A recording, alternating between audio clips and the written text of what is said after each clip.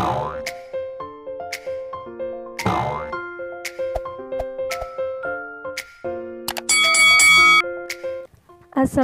warahmatullahi wabarakatuh. Halo teman-teman semuanya. Kali ini kita akan kupas tuntas mengenai materi elastisitas permintaan dan penawaran. Materi ini banyak banget teman-teman keluar di FRSKB Guru IPS. Yuk langsung aja kita bahas. Sebelum masuk kepada teori elastisitas permintaan dan penawaran, ada baiknya nih kita tahu dulu apa sih pengertian dari permintaan dan penawaran itu sendiri. Permintaan adalah jumlah barang atau jasa yang diinginkan atau diminta oleh konsumen pada tingkat harga tertentu. Sedangkan penawaran adalah jumlah barang atau jasa yang ditawarkan oleh produsen pada berbagai tingkat harga tertentu. Masing-masing permintaan dan penawaran memiliki hukumnya sendiri.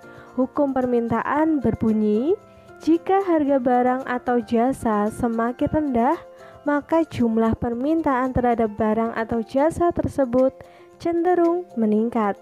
Dan sebaliknya, jika harga barang atau jasa tersebut meningkat, maka jumlah permintaan terhadap barang atau jasa cenderung turun. Sedangkan hukum penawaran berbunyi, kenaikan harga suatu barang dan jasa akan mengakibatkan meningkatnya kegiatan penawaran terhadap barang atau jasa tersebut. Sebaliknya, jika harga semakin rendah, maka timbul kecenderungan penawaran terhadap barang atau jasa tersebut juga berkurang. Nah, setelah kita tahu apa itu permintaan dan penawaran beserta hukumnya, sekarang kita bahas dulu mengenai pengertian elastisitas. Elastisitas adalah pengaruh perubahan harga terhadap jumlah barang yang diminta atau yang ditawarkan. Atau dengan sederhananya nih teman-teman, elastisitas itu merupakan tingkat kepekaan atau perubahan suatu gejala ekonomi terhadap perubahan gejala ekonomi lainnya. Elastisitas terbagi menjadi 3 jenis teman-teman. Apa aja? Jadi ada namanya elastisitas harga, elastisitas silang, dan elastisitas pendapatan. Di dalam ketiga bentuk itu terdapat elastisitas permintaan dan penawaran sebagai unsur pentingnya. Jadi bisa kita simpulkan nih teman-teman, elastisitas permintaan itu adalah pengaruh perubahan harga terhadap besar kecilnya jumlah barang yang diminta atau tingkat kepekaan perubahan jumlah barang yang diminta terhadap perubahan harga barang. Sedangkan elastisitas penawaran adalah pengaruh perubahan harga terhadap besar kecilnya jumlah barang yang ditawarkan atau tingkat kepekaan perubahan jumlah barang yang ditawarkan terhadap perubahan harga barang. Yuk teman-teman, kita bahas elastisitas harga, permintaan, dan penawaran.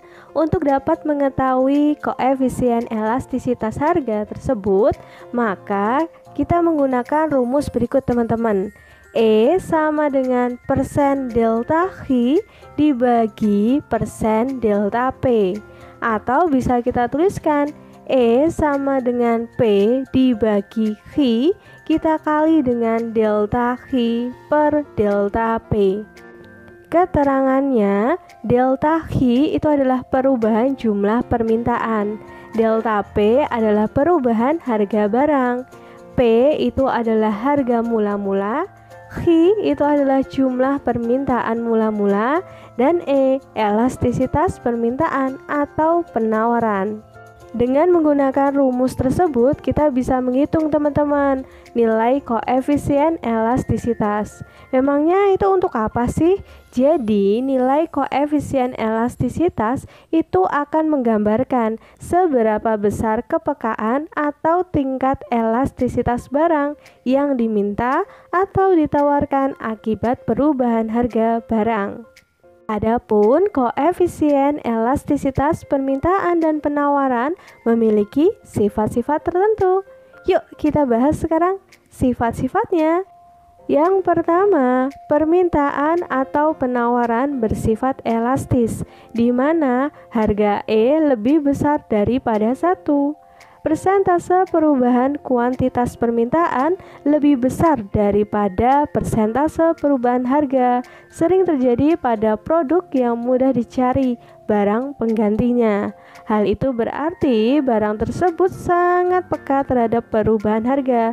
Contohnya, misalkan pakaian, makanan ringan, dan lain sebagainya. Ketika harganya naik, konsumen akan dengan mudah menemukan barang penggantinya. Bila digambarkan dalam bentuk kurva, maka akan menjadi seperti ini teman-teman. Kurva permintaan elastisitas di mana delta Q-nya akan lebih besar daripada delta P. Kurva yang satunya lagi, penawaran elastisitas di mana delta Q lebih besar daripada delta P. Coba teman-teman diamati dulu kurvanya. Oke ya, bisa dipahami. Lanjut lagi, kita coba yang nomor 2. Permintaan atau penawaran bersifat inelastis, di mana harga E lebih kecil daripada 1.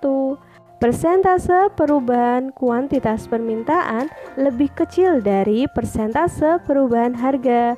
Biasanya terjadi pada produk kebutuhan sehari-hari. Misalnya, beras yang dibutuhkan mayoritas masyarakat Indonesia sebagai bahan pangan utama. Orang akan tetap membelinya meskipun harganya naik. Meski dapat dihemat penggunaannya, akan tetapi cenderung tidak akan sebesar kenaikan harga yang terjadi. Sebaliknya, jika harga turun, konsumen tidak akan menambah konsumsinya sebesar penurunan harga. Hal itu dikarenakan konsumsi beras memiliki keterbatasan, misalnya rasa kenyang. Bila digambarkan dalam bentuk kurva, maka akan menjadi seperti ini teman-teman. Permintaan inelastis, di mana delta Q lebih kecil daripada delta P. Kurva yang satunya lagi, penawaran inelastis, di mana delta Q itu lebih kecil daripada delta P. Oke ya teman-teman, sampai di sini bisa dipahami kan ya? Lanjut lagi ya, yang ketiga, permintaan atau penawaran bersifat unitari atau uniter, di mana harga E sama dengan 1. Persentase perubahan kuantitas permintaan sama dengan persentase perubahan harga, termasuk sifat yang dapat dikatakan sebagai pembatas antara permintaan elastis dan tidak elastis atau inelastis. Contoh dari produk elastisitas uniter tidak dapat disebutkan secara spesifik. Bentuk kurvanya ialah sebagai berikut. Permintaan unitari, di mana delta Q sama dengan delta P-nya. Kurva yang satunya lagi teman-teman, kurva penawaran unitari, di mana delta Q-nya sama dengan delta P. Lanjut lagi ya, yang keempat, permintaan atau penawaran bersifat elastis sempurna atau tak hingga, di mana nilai E sama dengan tak hingga. Elastisitas dikatakan tak terhingga bila pada suatu harga tertentu pasar sanggup membeli atau menjual semua barang yang ada di pasar. Namun, kenaikan harga sedikit saja akan menjatuhkan permintaan menjadi nol. Contoh produk yang permintaannya bersifat elastis tak terhingga atau sempurna, diantaranya barang atau jasa yang bersifat komoditi. Artinya, produk tersebut merupakan barang atau jasa yang memiliki karakteristik atau fungsi sama meskipun dijual di tempat yang berbeda atau diproduksi oleh produsen yang berbeda. Dengan demikian, kurvanya berbentuk horizontal seperti berikut ini. Oke teman-teman, lanjut ya. Yang kelima, yang terakhir nih, permintaan atau penawaran bersifat inelastis sempurna, di mana nilai E-nya sama dengan 0. Permintaan atau penawaran bersifat inelastis sempurna, maksudnya apa sih? Maksudnya ialah perubahan harga tidak mempengaruhi jumlah produk yang diminta. Dengan begitu, kurvanya berbentuk vertikal yang memiliki arti berapapun harga yang ditawarkan, kuantitas produk barang atau jasa tetap tidak berubah. Contoh produk yang permintaannya tidak elastis sempurna ialah tanah. Jadi, meskipun harganya naik terus, kuantitas yang tersedia tetap terbatas. Oke, jadi nanti kalau ditanya kurvanya seperti apa? Seperti ini teman-teman. Bentuk kurva vertikal dari permintaan atau penawaran bersifat inelastis sempurna sebagai berikut. Sampai di sini bisa dipahami ya teman-teman. Tetap stay tune di channel Otak Kencar ini. Please like, subscribe, and comment. Nantikan juga video kupas tuntas FRSKB lainnya ya. Oke teman-teman, lanjut lagi ya. Tadi kita udah bahas nih mengenai elastisitas harga, permintaan, dan penawaran. Kita lanjut ya membahas elastisitas silang. Apa sih elastisitas silang itu? Jadi, elastisitas silang itu adalah elastisitas yang mengukur tingkat kepekaan perubahan jumlah barang tertentu yang diminta akibat perubahan harga barang lainnya. Elastisitas silang berlaku baik bagi barang-barang substitusi maupun barang komplementer. Bila dirumuskan, maka rumusnya seperti ini teman-teman. E sama dengan persen delta Qx dibagi persen delta PY, atau bisa juga dituliskan E sama dengan PY dibagi Qx dikalikan delta Qx per delta PY. Besarnya nilai elastisitas hasil dari perhitungan menggunakan rumus tersebut akan menunjukkan bentuk hubungan antara barang X dengan barang Y.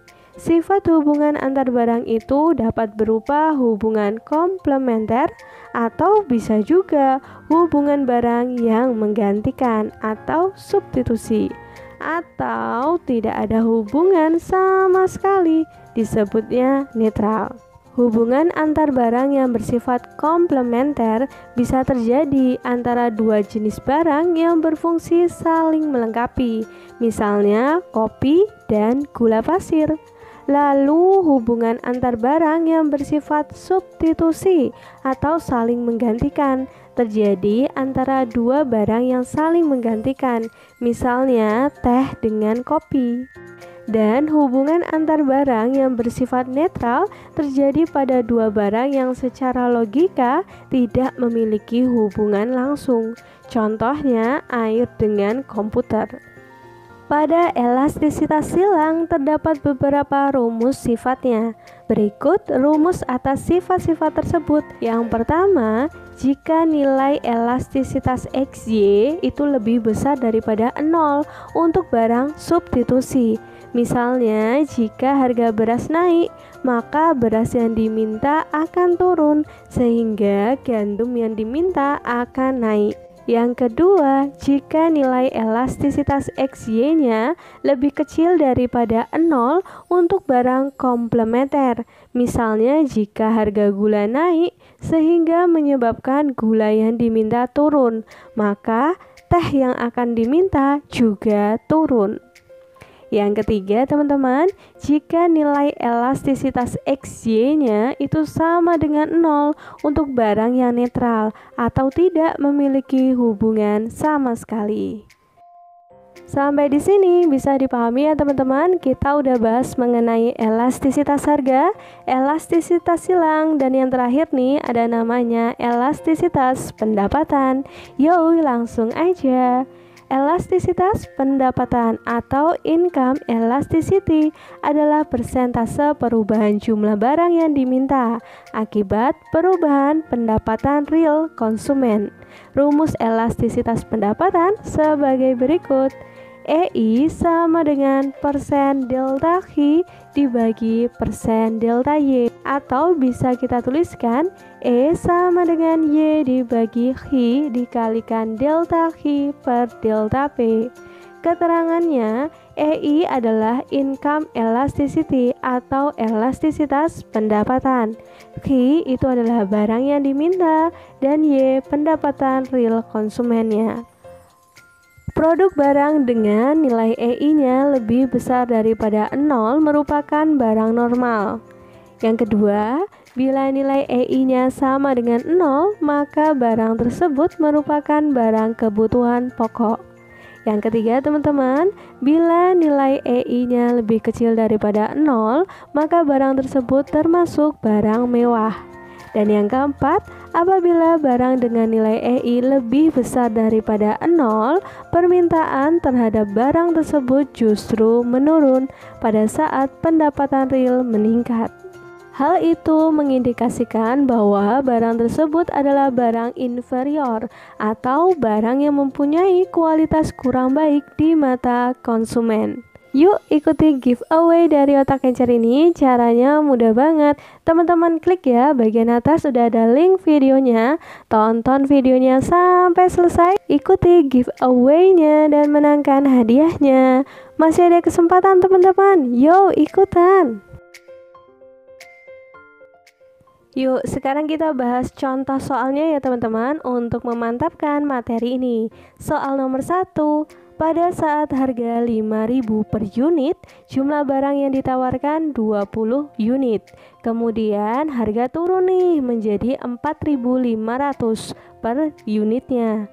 Dan jumlah barang yang ditawarkan menjadi 10 unit.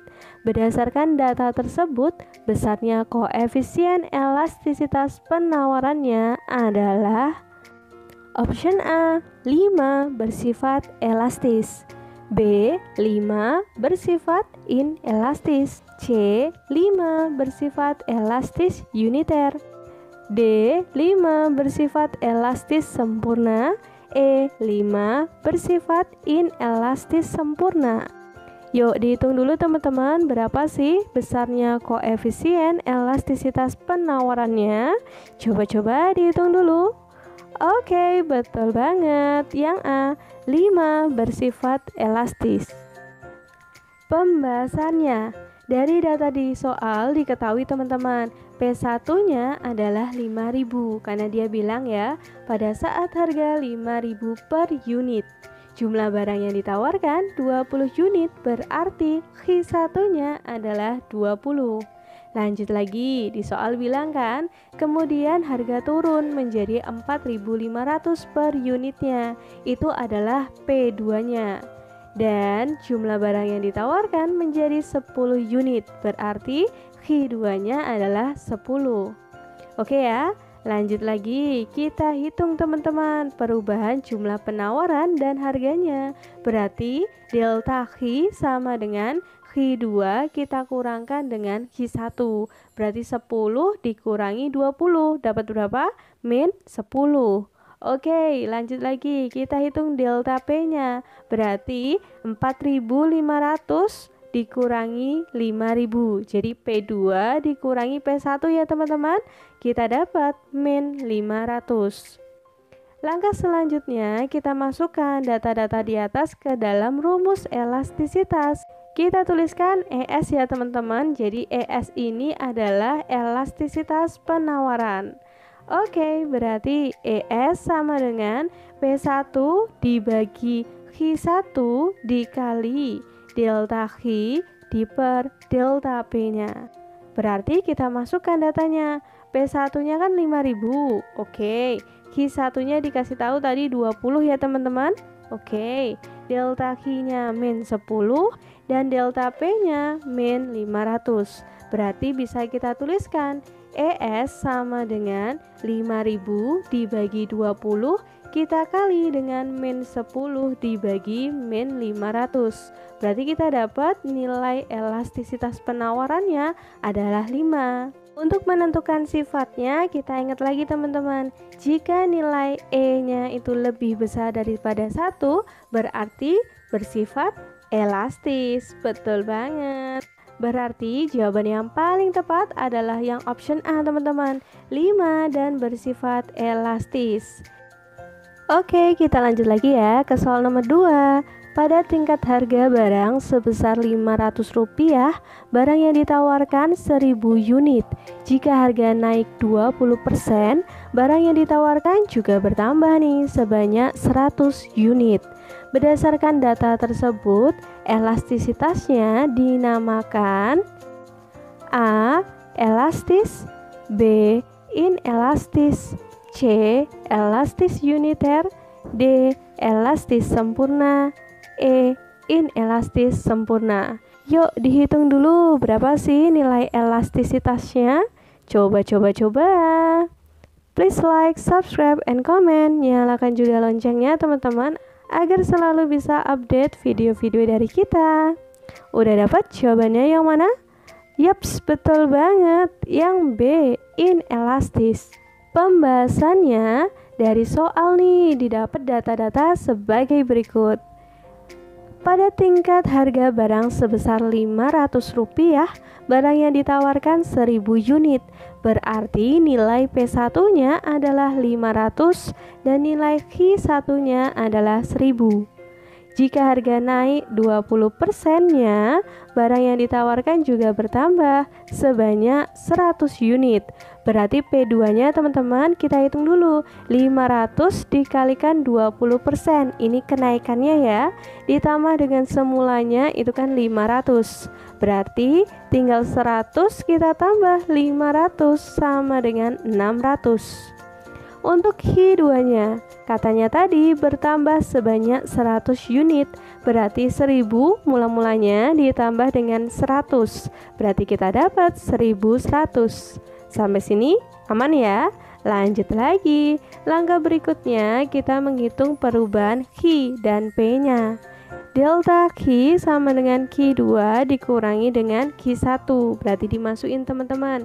1100 dikurangi 1000 berarti kan dapat 100. Untuk delta P-nya berarti tinggal P2 kurangi P1. 600 dikurangi 500 kita dapat 100. Langkah selanjutnya kita hitung yuk pakai rumus elastisitas penawaran. P1-nya adalah 500, Q1-nya 1000. Dikali delta Q-nya teman-teman 100, delta P-nya 100. Berarti tinggal ES sama dengan 500 dibagi 1000 dikali dengan 100 dibagi 100. Kita dapat nilainya 0,5. Ternyata kita dapat nih elastisitas penawarannya 0,5. Artinya apa sih? Artinya jika nilai elastisitasnya itu kurang dari 1, berarti sifatnya inelastis. Makanya jawaban yang paling tepat adalah yang option B. Oke ya teman-teman, bisa dipahami kan ya? Semisal nanti ada hal yang ingin didiskusikan, bisa teman-teman tuliskan di kolom komentar. Kita lanjut lagi ya ke soal berikutnya. Faktor yang menyebabkan pergeseran kurva penawaran ke kanan adalah A. Penurunan harga barang yang bersangkutan, B. Penurunan harga bahan baku, C. Berkurangnya teknologi produksi, D. Naiknya tingkat bunga bank, E. Peningkatan upah tenaga kerja. Kira-kira yang mana teman-teman faktor yang paling tepat biar gesernya ke kanan? Betul banget, yang B. Penurunan harga bahan baku. Pembahasannya, faktor-faktor yang menggeser kurva penawaran ke kanan itu ada 6 teman-teman. Yang pertama, biaya produksinya turun. 2. Jumlah produsen naik. 3. Pemerintah memberikan subsidi. 4. Prediksi produsen atas harga barang itu sendiri turun. 5. Harga faktor-faktor produksi atau bahan bakunya turun. 6. Meningkatnya teknologi. Berarti jelas banget ya teman-teman. Jawaban yang paling tepat adalah yang option B, penurunan harga bahan baku. Oke ya teman-teman, sampai di sini bisa dipahami kan ya? Nantikan terus ya video kupas tuntas FRSKB Guru ini. Stay tune terus di channel Otak Kencar ini. Please like, subscribe, and comment.